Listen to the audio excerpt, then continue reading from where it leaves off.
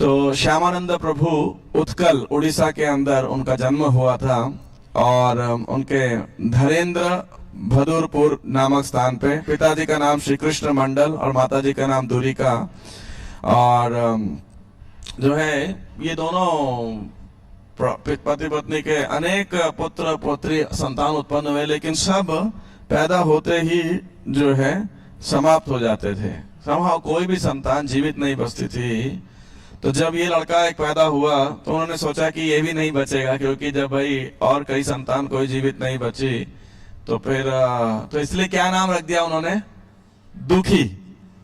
दुखी कि भाई मतलब या तो संतान होती नहीं तो दुख होता, लेकिन हो के मर जाए तो और अधिक दुख लगता है, और एक नहीं फिर कई संतान समाप्त हो जाए तो और, तो इसलिए नाम रख दिया। सोचा कि दुखी इसका नाम रखे जाए तो शायद यमराज को दया आ जाए, ना लेके जाए इन्हें कि भाई ये वैसी दुखी है, इसको क्या लेके जाना, ऐसा कुछ मन में भाव रखे हैं। लेकिन भगवान की कृपा से वो जो दुखी थे वो सरवाइव कर गए, उनका देहांत नहीं हुआ। और ये बहुत ही मेधावी शिष्य पुत्र बने। आज के दिन का प्राकट्य दिवस चैत्र पूर्णिमा के दिन, और जब इनका बुद्धिमता देख करके सारे वहां के विद्वान और ब्राह्मण लोग बड़े आश्चर्यचकित होते थे।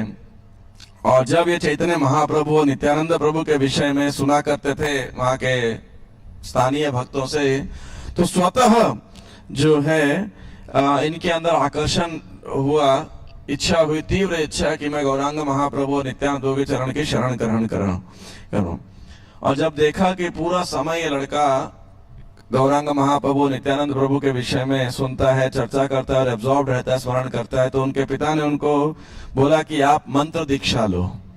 तो उन्होंने, अभी ये तो उड़ीसा में थे, लेकिन बोले कि मेरे गुरु कहाँ रहते हैं, अंबिका कालना में। अंबिका कालना है नवद्वीप के अंदर। अब पिताजी बोले ये कहाँ है भाई, कहाँ जाओगे, इतनी दूर कैसे जाओगे, कोई ट्रेन वेन फ्लाइट तो जब साथी नहीं। तो बोले कई भक्त लोग यहाँ से नवद्वीप जाते हैं तो मैं उनके साथ चले जाऊंगा। और अंबिका कालना में उनका नाम क्या है, हृदय चैतन्य। तो ठीक है, तो पिताजी ने आज्ञा दे दी और ये जाते हैं। और उसके बाद में ये अंबिका कालना पहुंचते हैं, पहले नवद्वीप फिर शांतिपुर और फिर अंबिका कालना आते हैं। तो लोगों से पूछते हैं कि गौरीदास पंडित का घर किधर है, और वहां पहुंचते वो हृदय चैतन्य के पास पहुंचते हैं। हृदय चैतन्य पूछते हैं कौन हो तुम, तो उन्होंने बोला कि मैं धरेंद्र बहादुरपुर से आया हूँ और मेरे पिताजी का नाम कृष्ण मंडल है, मेरा नाम दुखी है और मैं आपकी सेवा करना चाहता हूँ। तो उनकी पूरी भाव भंगिमा देख करके, उनकी वाणी, मधुर वाणी सुन करके हृदय चैतन्य उनसे बहुत प्रसन्न हुए और उनको बोला मैं आज सोच ही रहा था कि कोई आने वाला है, तो आप आ गए और आज से आपका नाम क्या है, कृष्णदास। तो वैसे नाम क्या था, दुखी या दुखिया ऐसा बोलते थे उसको लोकली, निक नेम जैसे होता है। और कृष्णदास श्यामान, ये हृदय चैतन्य ने उनका नाम दिया कृष्णदास, तो उस नाम पड़ गया दुखी कृष्णदास।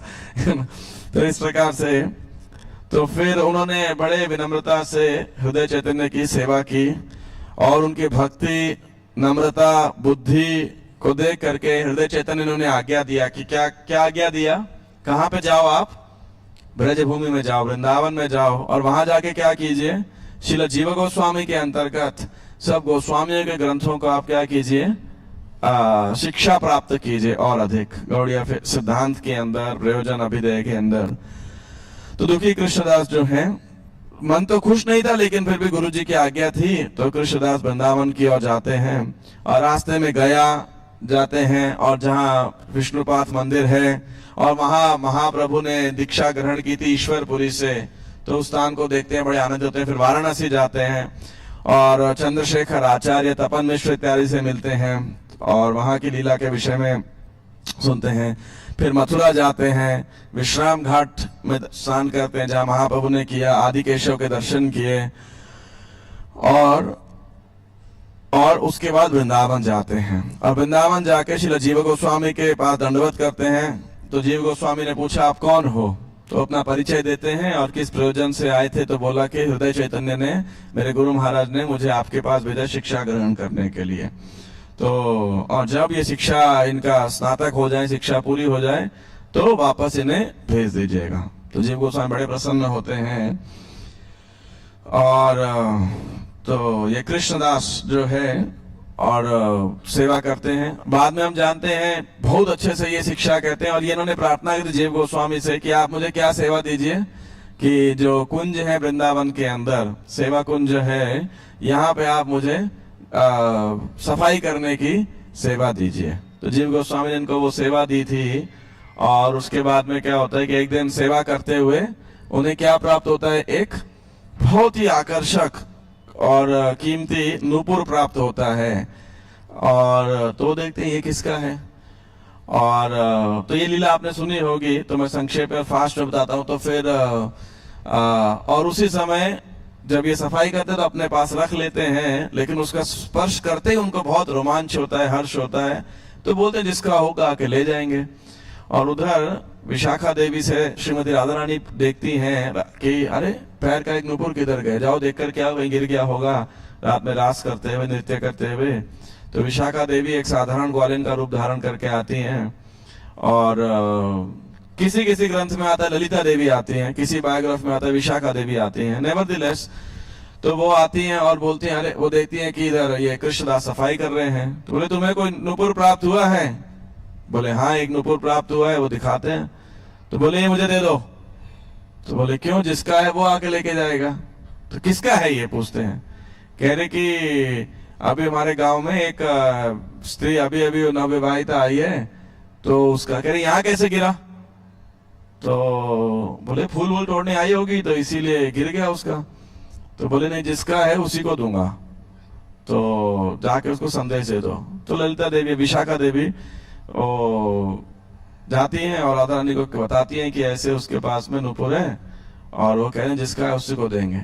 तो फिर विश्वानु नंदिनी श्रीमती राधा रानी स्वयं आती है उनके पास में। और जब वो राधा रानी के दर्शन करते हैं तो कृष्णदास एकदम मूर्छित हो जाते हैं, और वो अपने आप को एक मंजरी के रूप में भी देखते हैं।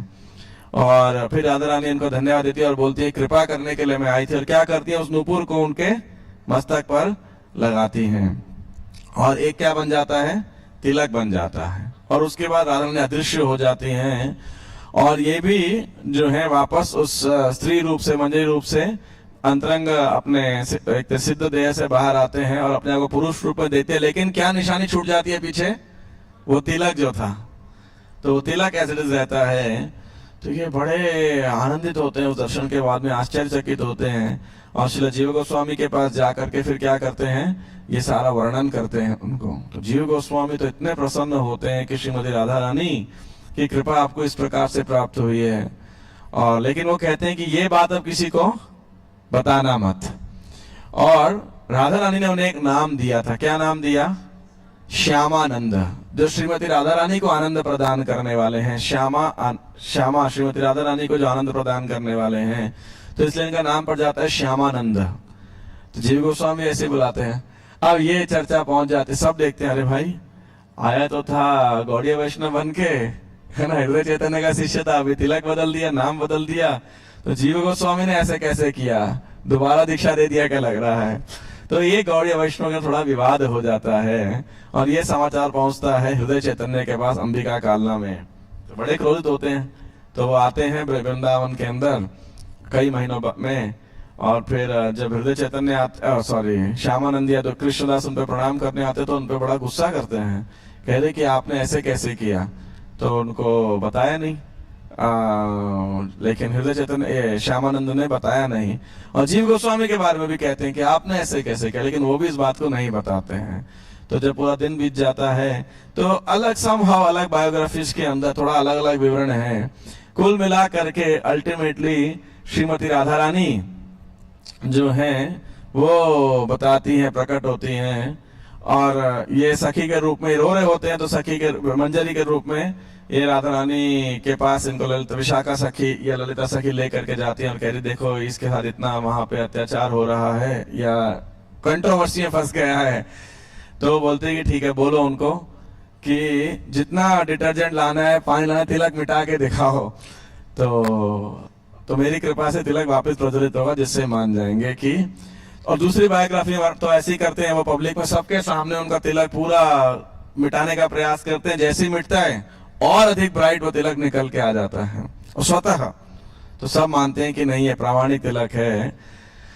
और दूसरे में एपिसोड में दूसरा इसका विवरण इस प्रकार से आता है, कोई कहता है गौरीदास पंडित में, कोई कहते हैं हृदय चैतन्य के पास राधा रानी प्रकट होती, कह रहे ये नाम और तिलक मैंने दिया, तुमको दिक्कत है कोई इससे? कह रहे नहीं।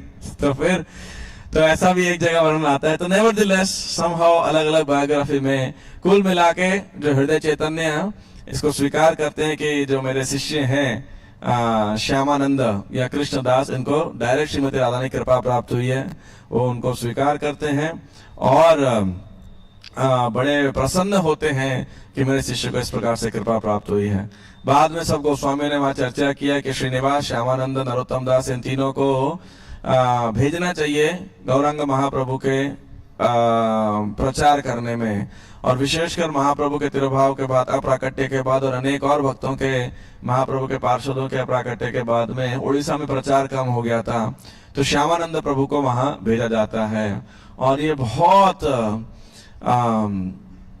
क्या कह सकते हैं, क्रांतिकारी तरीके से प्रचार करते हैं श्यामानंद प्रभु। और इनफैक्ट इतिहासकार, नॉट एग्जैक्टली गौड़ीय वैष्णव, लेकिन जो हिस्टोरियंस हैं, इतिहासकार, वो कहते हैं दो लोगों का उड़ीसा में प्रचार करने का बहुत श्रेय जाता है। उड़ीसा में जो प्रचार मेंटेन रहा, और हम देखते हैं कि आज तक भी उड़ीसा के अंदर जो चैतन्य महाप्रभु का कल्चर है, गौरांग का कल्चर है, वो आज भी मौजूद है। और हम देखें, वैसे मेरे को ऐसा सही है गलत है पता नहीं, लेकिन मेरा मानना है इस्कॉन में सबसे सन्यासी भी उड़ीसा से ही होंगे। हमारे गौर गोविंद महाराज थे, भक्ति पुरुषोत्तम महाराज और भक्ति गौरव नारायण महाराज और हलदर महाराज, अनेक लिस्ट बनाएंगे तो बहुत सारे हमारे डिवोटीज निकल आएंगे, भक्त निकल आएंगे। और स्वतः उड़ीसा में जाएंगे तो स्वतः आप देखिए वहाँ के लोग चैतन्य महाप्रभु के विषय में, जगन्नाथ में तो उनके विषय श्रद्धा है ही है। तो ये जो चैतन्य महाप्रभु और हरे कृष्ण महामंत्र, ये प्रचार जो वहां पे रहा, इसका दो श्रेय इतिहासकार देते हैं। एक श्यामानंद प्रभु को, जिन्होंने इतने आक्रामक तरीके से वहां प्रचार किया, और दूसरा राजा मान सिंह को, जिसके द्वारा वहां पर मुगल्स ने वहां पे ज्यादा आक्रमण नहीं कर पाए। तो इसीलिए वो जो स्थान है गौरांग महाप्रभु के स्थान, कह सकते हैं कि बहुत सारे लीला तो किए थे महाप्रभु जगन्नाथपुरी में रहे थे, तो ये श्यामानंद प्रभु का इसमें बहुत विशेष योगदान है। श्री श्यामानंद प्रभु की जय, श्री श्यामानंद प्राकट्य दिवस की, गौर प्रेमानंदे, हरि हरि बोल।